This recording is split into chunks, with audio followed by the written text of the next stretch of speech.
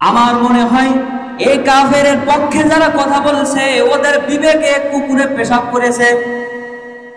ওদের বিবেক আর বিবেক নেই, হয় কুকুরে পেশাব করেছে, আর নাই ওদের বিবেক গলায় দড়ি দিয়ে আত্মহত্যা করেছে। কারণ বিবেকবান মানুষ, যাদের ভিতরে বিবেক থাকে, ওরা কোনোদিন বাতিলের পক্ষ নিতে পারে না। সুতরাং আমরা মুসলমান হয়ে কাফেরের পক্ষ নিতে পারি না। আপনি এখন কি করবেন? আপনি এখন ঢাকায় যেহেতু আন্দোলন করতে পারছেন যে আবুল সরকারকে ফাঁসি চাই, ফাঁসি চাই, দৃষ্টান্ত বিচার চাই, এটা তো বলতে পারছেন না, কারণ আপনি তো এখন বাঙুরিয়ার মানুষ। কিন্তু তাই বলে আপনি কিছু করে থাকবেন না।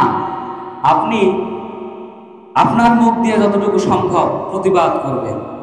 আপনি চায়ের দোকানে বসবেন, এর বিরুদ্ধে কথা বলবেন যে এই বেয়াদবটা আল্লাহর শানে বেয়াদবি করেছে, আল্লাহ যেন এর দৃষ্টান্তমূলক শাস্তি দেয়, এরকম কথা। এটা আপনার মুখের প্রতিবাদ।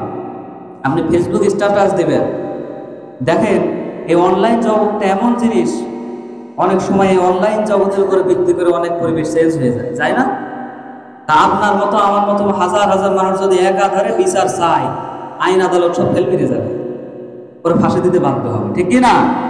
আপনার জায়গা থেকে আপনি প্রতিবাদ করবেন।